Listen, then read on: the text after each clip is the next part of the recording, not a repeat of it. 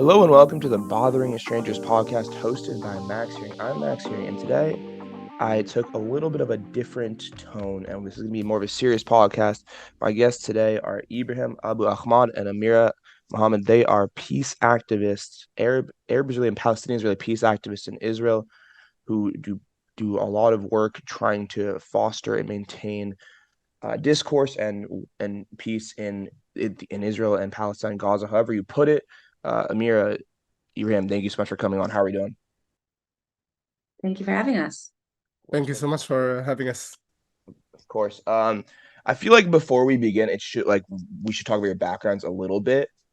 You two are both Israeli citizens and both Palestinians, but you come from just distinctly different places in Israel.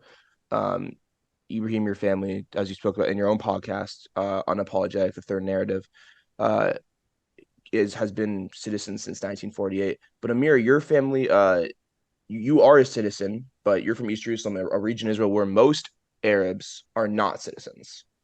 So, can you just Correct. give a little background to that?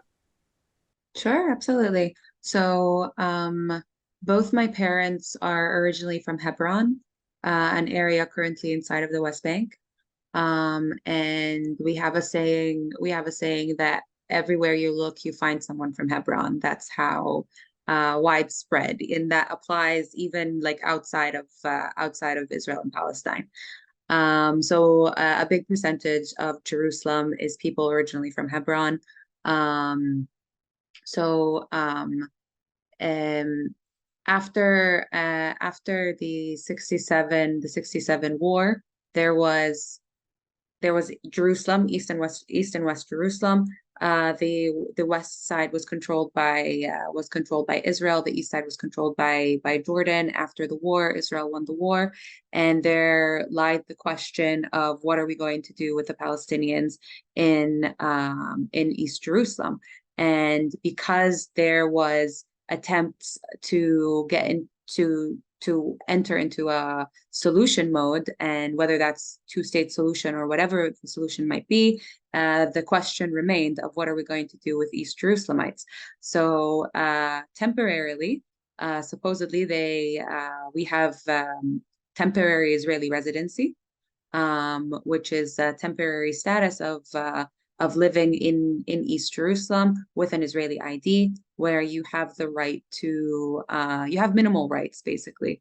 You don't have an Israeli travel document. You most likely would have either a Jordanian or a Palestinian travel document. And I'm saying travel document, not citizenship. And you have the right to vote for Jerusalem municipality. You can't vote for prime minister, and all the while you pay full taxes as any other citizen. Um, and the reason why I have Israeli citizenship, it's very random, but prior to the annexation or the occupation of, depending on which side you ask, of East Jerusalem, my grandfather on my mom's side was working in the municipality, and when it shifted from Jordan to Israel, he maintained his position in the municipality, but was given Israeli citizenship.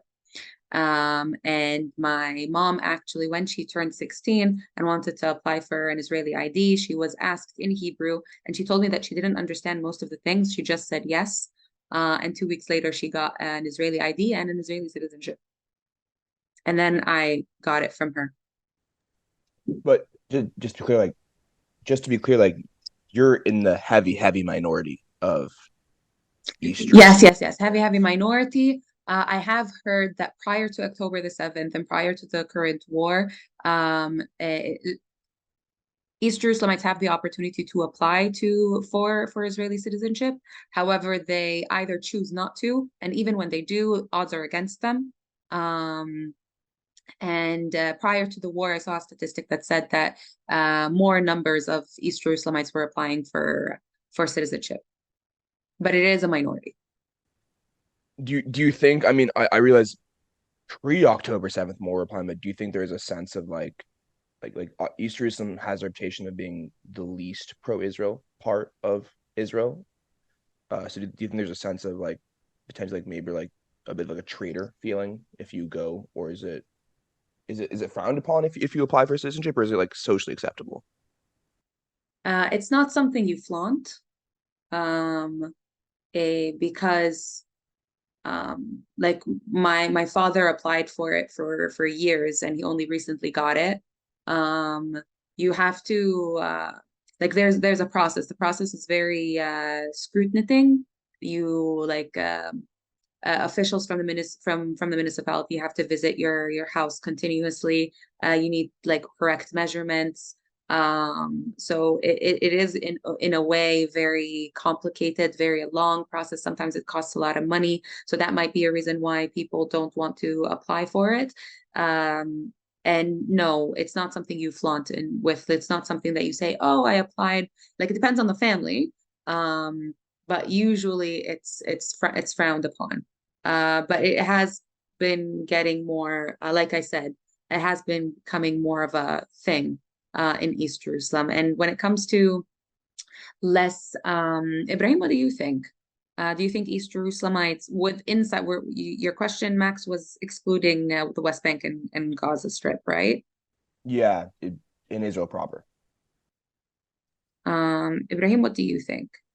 Um, I just think, in general, it also kind of also applies to what we call Arab 48, which is the rest of the community outside of Jerusalem, is that I would say there is part like we have kind of two outliers to our life where some people are very on the one extreme, either one just Israeli or on the other extreme just Palestinian, but the majority live in the middle of that spectrum.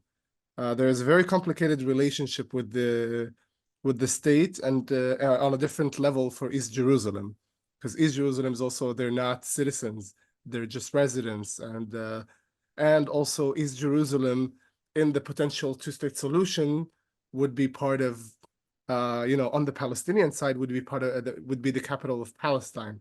So if the East Jerusalemites all become Israeli citizens, that eliminates that prospect. So there is also that sense of responsibility to maintain a Palestinian identity in East Jerusalem, and because also there's that I would say complexity among our identity that if you go too closely to the Israeli side, you're also considered you're ostracized. You consider if you're too Israeli, then you're betraying the community. And I think on the East Jerusalemite level, that also kind of applies in the identity level. So I think it's part of the, the whole complex aspect of it. And it also kind of applies to 48 in terms of you can't be too Israeli because then it looks like you're betraying your Palestinian identity in the same time.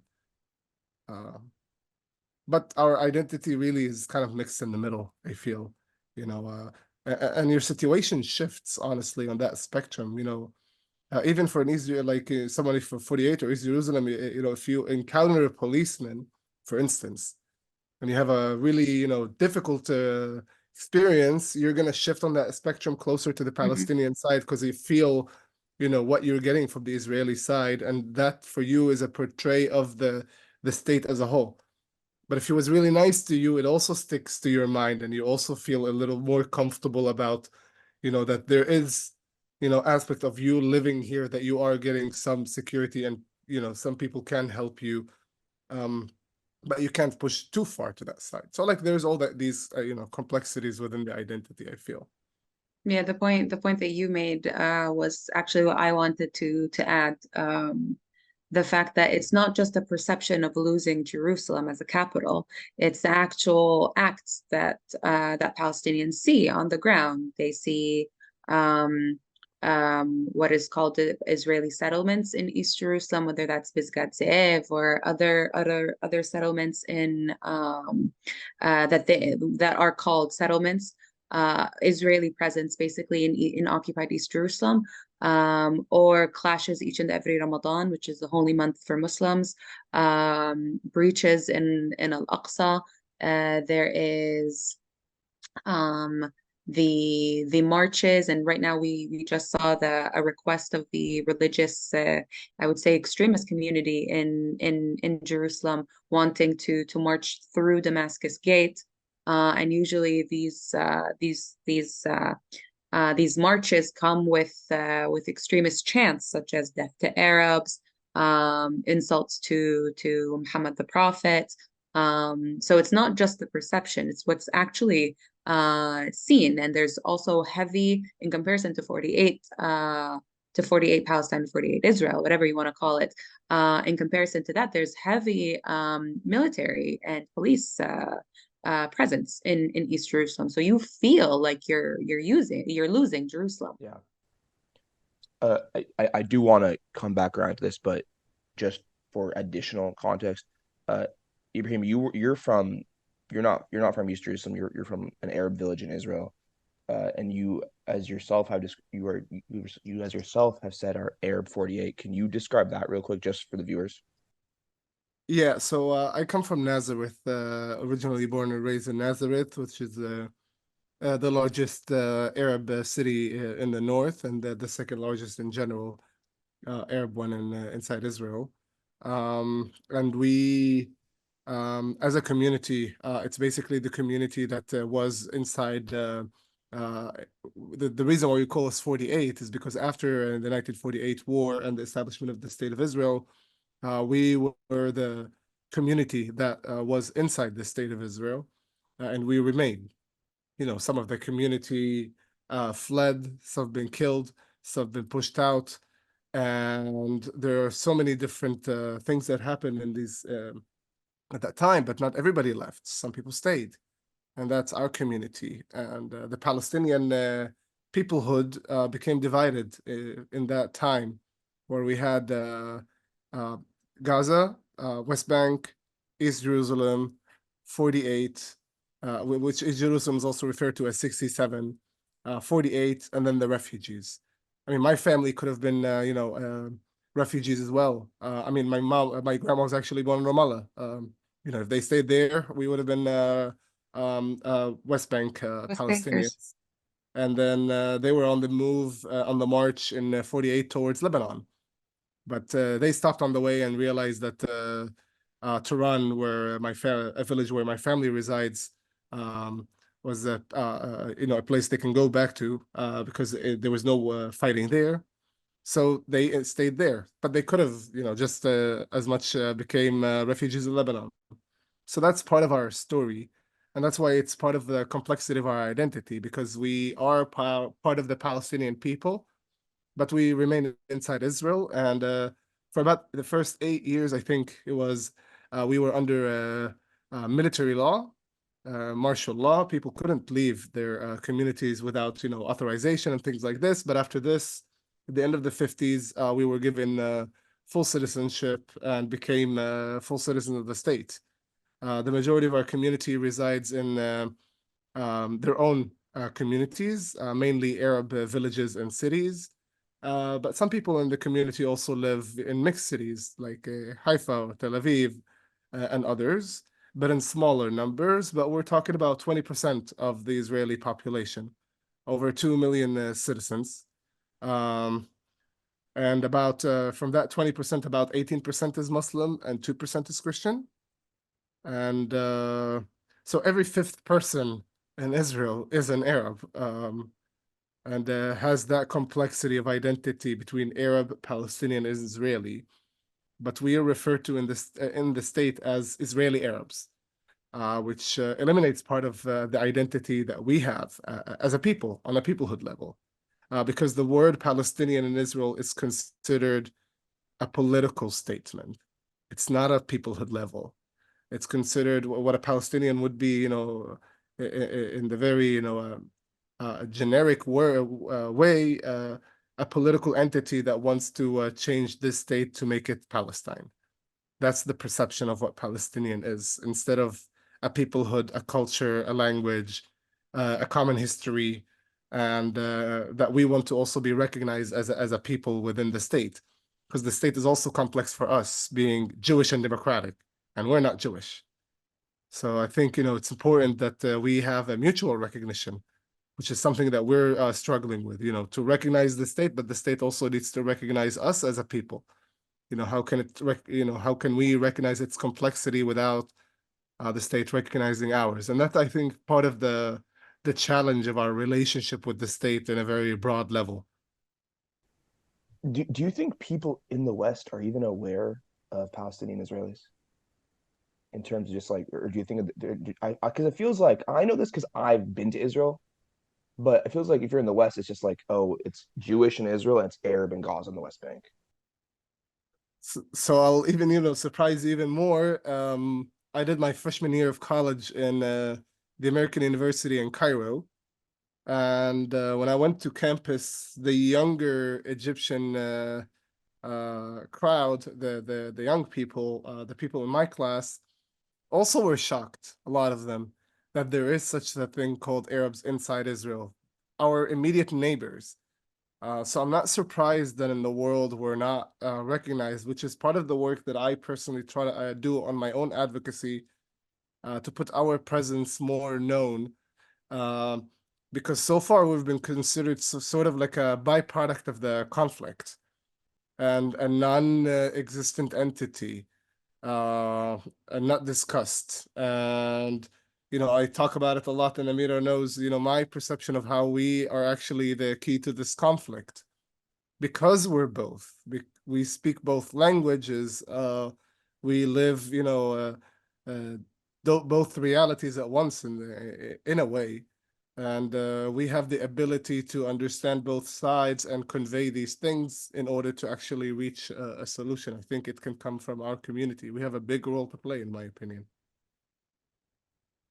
I think it's less so now, not what he just said, but the fact that the knowledge of Arab Israeli presence or Palestinian Israeli presence. I think maybe, and Ibrahim, feel free to put your input on this. I think after my own opinion is after the Abraham Accords, which are the peace initiatives between some Middle East and North African countries with Israel. I think there was a highlight of similarities and the highlight of this 21% Arabness in Israel that was highlighted. There was an Israeli Arab minister of regional cooperation. There was like this essence was highlighted post the Abraham Accords more so than before. Of course, during the previous not this government. I think that's something that changed, but regardless of that, I think the vast consensus is that Israel is Jewish and the occupied Palestinian territories are Palestinian, and then the Israeli settlements inside of the occupied Palestinian territories. Yeah, it feels like, I mean, obviously Abraham Accords definitely helped because it put it like, as you said, a spotlight, but it feels like, in the West is so black and white in thought process. So when you talk about Israel, Palestine, it's all like it's all pro-Israel, pro-Palestine. However you put it, which also means Jewish, Arab, everything has to be one. It can't be like two things. Uh, which kind of brings me to my next point. You two have, created your podcast, which I should have mentioned earlier. Unapologetic, the third narrative, which is out on all platforms. Uh, in response to October 7th, and because, like Ibrahim mentioned, like 2 feet in both worlds, and the business is what I would argue is the least biased sort of perspective, because you got skin on both sides of the game here. You're not just fully in on one side of it. So, just real quick, in regards to the podcast, Unapologetic Third Narrative, just can you talk about the inspiration behind that, and then we'll go on and talk about kind of the state of the Middle East in the last couple months. Sure. So even prior, even prior to the war in the 7th of October, me and Ibrahim did flirt with the idea of one day having a podcast. We talked a lot about it being political, being social, being like what cause do we want to talk about? What do we want? Like, what is going to be the essence of the podcast that we want to create? I personally have always wanted to start a podcast with Ibrahim as well. I think he can talk about what he aspired and with who he aspired to create a podcast with. But after the 7th of October, we and then after and up until now, as peace activists, as advocates, as like we claim to be peace builders and activists, how I personally felt so hopeless. I felt so that I couldn't do anything. And if I, who claims to be a peace activist, can't do anything at a time when a peace activist is most needed, then I started questioning things. And everyone was in a state of shock. So everyone was kind of like on one foot when it came to this. So then Ibrahim, we were talking about like, what are we gonna do? We need to do something. We need to do something. And then Ibrahim like called me one day and told me, Amira, do you wanna start a podcast? Or not even that, like, Amira, we're starting a podcast. Do you want to join me? um, and I, without thinking, said yes. And we recorded the same week. Like, I think we said like 2 days, and we just like recorded without thinking. It was a sense of urgency and agency that we needed, and the time is now. It's now or never. Yeah, honestly, I feel it was kind of that desperation, we felt like it's now or never. It's either we speak now at the most desperate of times, or we don't get the chance at all.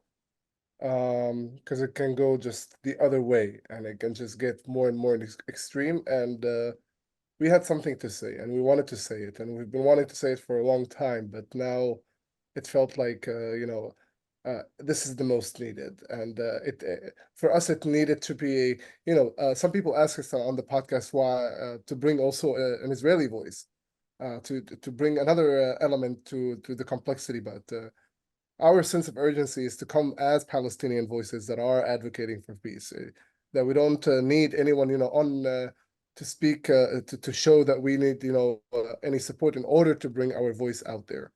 And we didn't want it to be conveyed as something that has been done, in order on somebody else's behalf. This is just our voices without, and we're funding it ourselves. We're everything we've done, from our own pocket in order to bring our original voice. And for us, it was very important to also start with talking to the West, because we started to look at what's happening with like you mentioned it, with the black and white. It created two narratives from what we saw. You're either pro-Israeli or pro-Palestinian, and it started to incite violence and more Islamophobia and anti-Semitism. And we don't want that on behalf of our conflict. And we wanted to bring that shout out to the to the international community as well, and also to tell them that they do have a role to play in this conflict. But for us, it's not about, you should support one side over the other to defeat the other. But let's call for an end to the whole conflict altogether, because we, the people who live here, had enough, and we would want something different. And we do need the push of the world to make it happen. But it hasn't been the message so far, so we're trying to bring that message to the world. And I think I'll add one small thing is that we work with organizations, and when you work with an organization, you can't like, you speak in the name of the organization, and we really wanted to speak in our names. We wanted to speak our authentic thoughts. We didn't want to filter anything. We wanted to stop being politically correct, though still be factual and explain terminology and bring a nuance. But we wanted it to be purely Palestinian-Israeli from our eyes. So you've dropped 5 episodes as of today. Today is December 11th. You dropped 5 episodes of Unapologetic. How has the response been so far? Ooh, the response has been mainly positive. I'll tell you on the social media aspect, and and Ibrahim can tell you on the actual like Spotify account aspect, and from his experience as well. So on social media, I would say that the general consensus is positive. Like we have had so many sweet, first of all, people like yourself that have reached out to us to collaborate, whether that's to do a live together or to hop on a podcast or an interview, which is very, very encouraging. We had a lot of comments of, I would say the best ones are, um, I started to lose hope. Thank God I found your podcast. Thank God I found your account. Um, so we had people that were shifting towards like all Palestinians are the same, all Palestinians want to kill us, all Israelis are the same, all Israelis want to kill Palestinians. And then when they saw our account, there's like finally nuance, and finally like a different voice. When it comes to comments, I think on social media, on our Instagram page, we're hitting very close to 10,000 followers, and I think people judge very quickly in the beginning, but then as they go into our feed, they understand like what we actually stand for. Because no matter how hard you try to be diverse on social media and how to bring your entire thought process, it's extremely difficult when you're limited with time. Whether that's a 24-hour story or a minute and a half reel, like it's difficult when you're limited to that amount of time.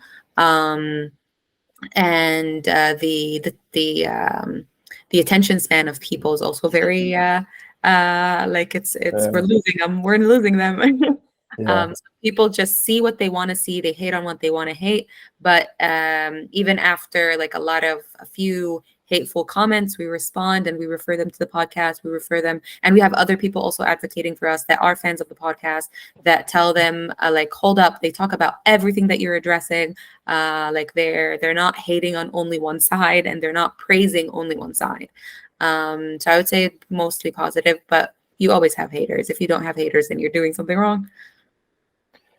I told a couple people about this podcast, and they're Jewish, and like the initial reaction they had was like, oh, it's gonna be like heavily pro-Palestinian, and like just not, and I was like, no, like listen to it. And they listened, and they're like, oh wait, like they actually like are giving like a two-sided take. So I feel like I can understand that whole sense of like people just thinking it's gonna be completely one-sided. Same for the Palestinians. Palestinians would be like, oh my God, another suck up. When it's not the Oh, case. When it's not the case, like, oh, it's pushing Israeli propaganda. And no, like we're talking about the government. We talk about the faults of Israel in the peace building process. We talk about the faults of Israeli extremists. We talk about the like everyone's faults. We talk about the corrupted PA. We talk about the corrupted government here.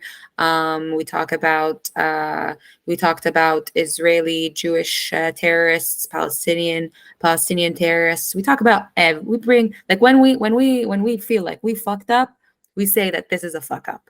Like yeah. whether it's on the Palestinian end or the Israeli end or both. And we try our best to highlight that on social media as well. Ibrahim, do you want to talk a little bit about the like percentages or like about our Spotify stuff? Yeah, I mean, I would just add on like one thing is that the issue, like the concept of personal responsibility. Like for people, because some people would have the comment of, on one video, for instance, and they're, for instance, pro-Israeli, and then we had one video that we talked about the Israeli problems of how we got to where we are, and immediately, some of the comments were whether we're justifying October 7th and things like that, and which is not at all the case. But it was just about one thing that we wanted to highlight the faults of the past, and people asking to put it in like this is out of context, but it is personal responsibility to listen to more than 6 hours of context on the podcast, because we bring everything, like Amira said. We're not just bringing one-sided image, because in our position, in our identity, in our community, we're able to look at the world from both sides and bring both sides to the table. For me, if someone leaves our page or leaves our podcast, Allah Ibrahim. If someone leaves our page or leaves our podcast and they say a few comments say, I'm confused. Where do you stand? For me, that's mission accomplished. Like if you leave confused, that means you got it. That means you got it. Yeah, for sure. Yeah, I because feel like it's complicated.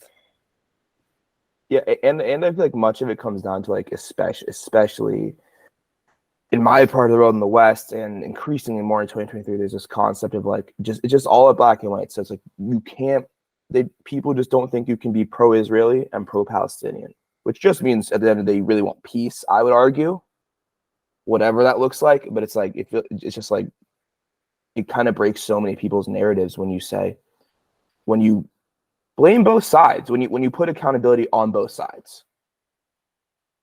Yeah, there's a lot of people that hate when anyone says that it's complicated. Oh yeah. And that's why I specifically said it in the last episode. Eh, if you're saying, first of all, it is complicated. It's extremely easy to say, to point out what's wrong. Very easy to point out this is wrong, this person did something wrong, or this government or this nation or something. That's extremely easy. That's not complicated at all. But when you come to actually talk about solutions and what are we actually going to do, that's when it becomes complicated. If you're just interested in pointing fingers, then yeah, it's easy.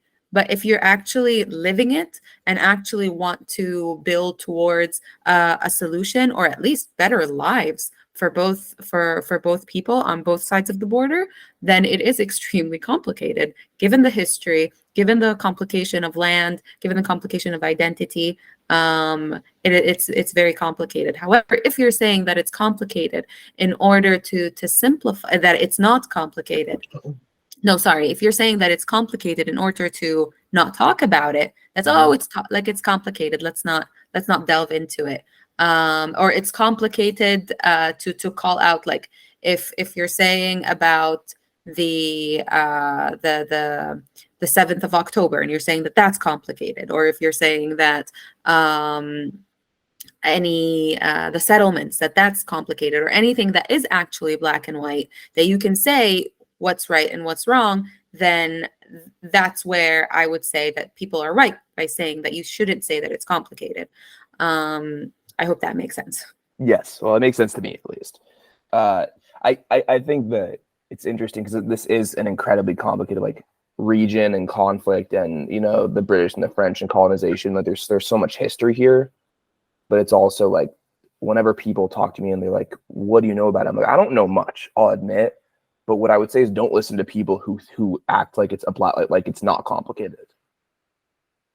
I mean I'm only an American, so like how much can I really know from being over here? But I did want to talk about kind of buzzwords a little bit that I'm hearing over here, and I'm sure and you two have talked about college campuses and I mean like primarily American college campuses, and I think it's interesting because you both have spent a lot of time in the West. Amira, with you spending a good chunk of your childhood there, and then Ibrahim, with you going to university there. So I mean, obviously we've all heard the words like apartheid, genocide, ethnic cleansing. How damaging like is it when what like Westerners who rarely ever have skin in the game start talking like this? I think we need to acknowledge, first of all, where these words come from, and because nothing comes out of nothing. Yeah, it's true. Even if it's extremely exaggerated, nothing comes out of nothing. I'm not saying it is, but even if it were so, like everything comes from somewhere. There is some truth. There has to be.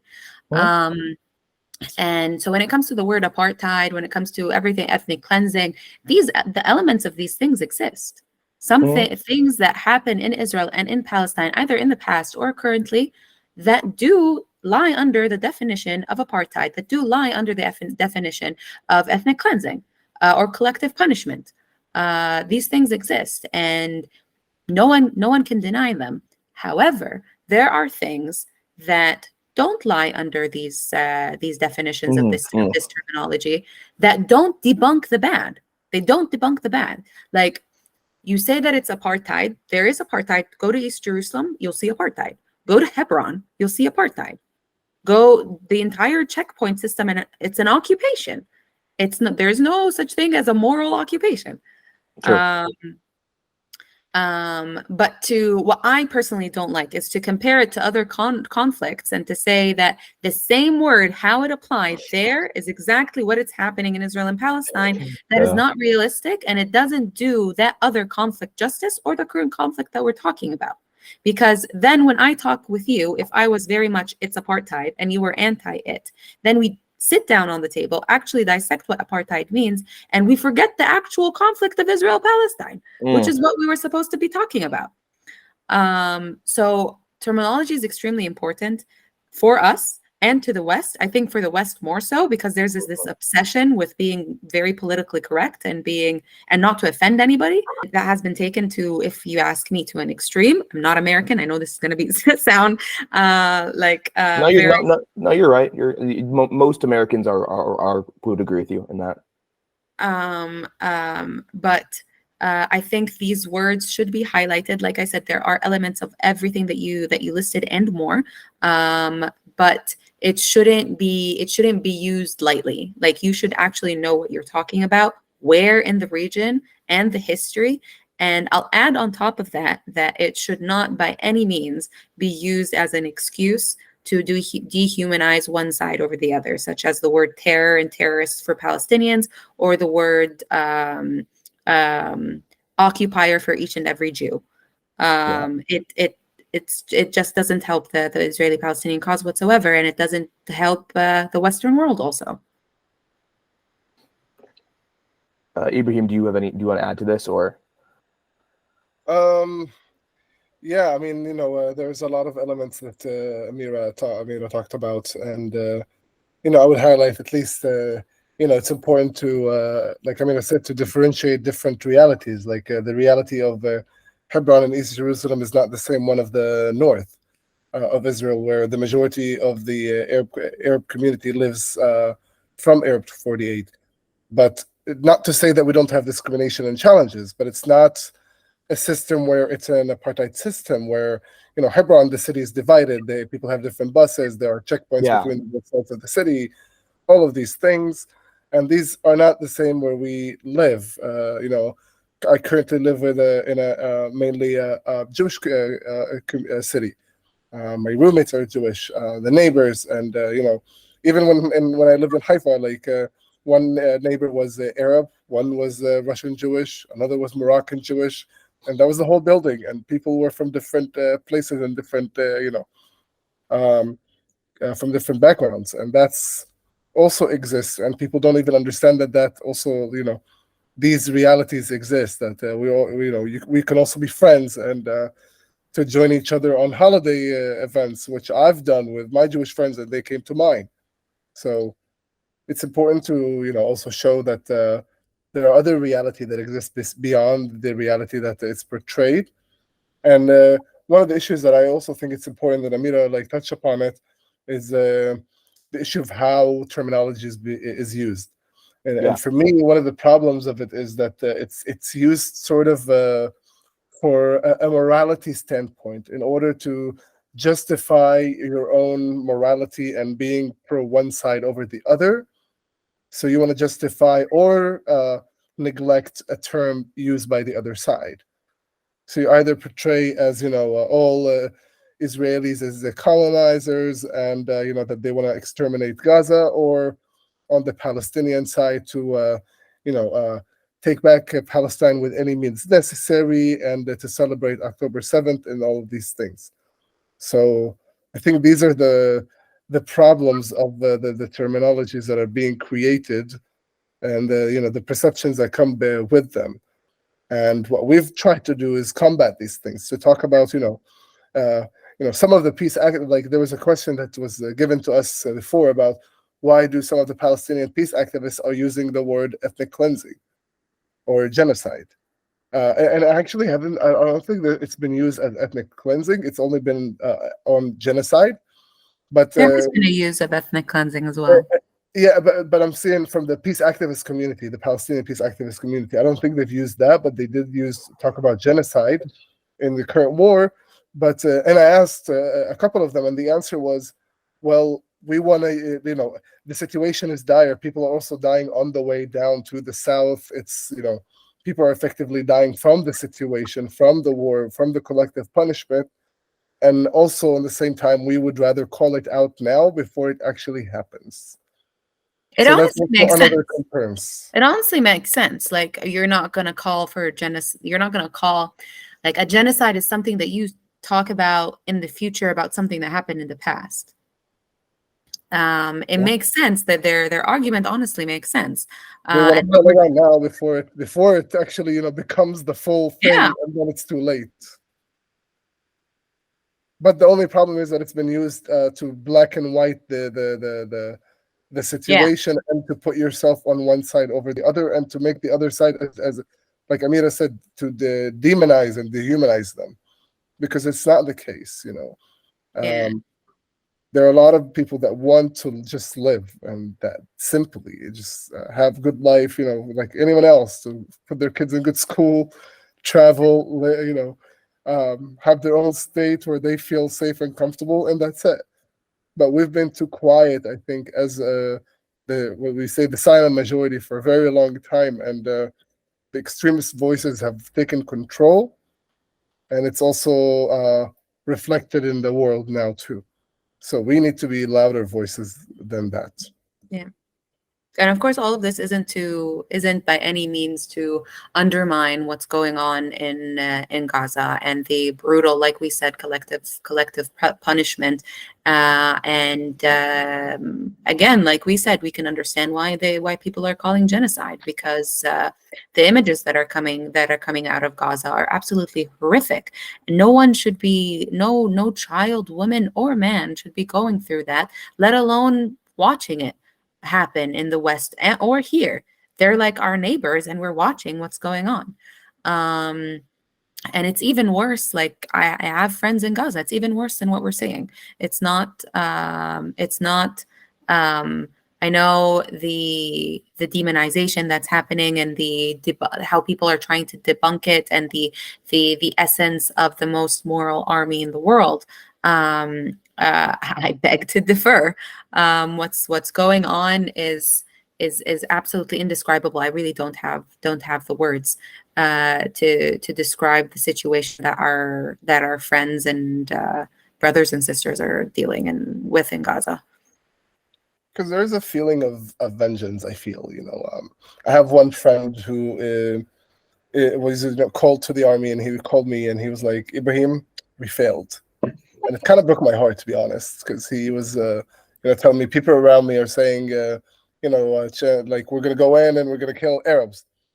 Not, Hamas, not terrorists, not Palestinians, Arabs. And we shouldn't go back to these, like, that's also dangerous terminologies. And, I'm worried for our society here inside Israel for what will happen next, that the demonization will also, be reflected here. That's part of the concerns that we have, and we're trying to prevent that from happening. And so that's also part of the reason why we're here.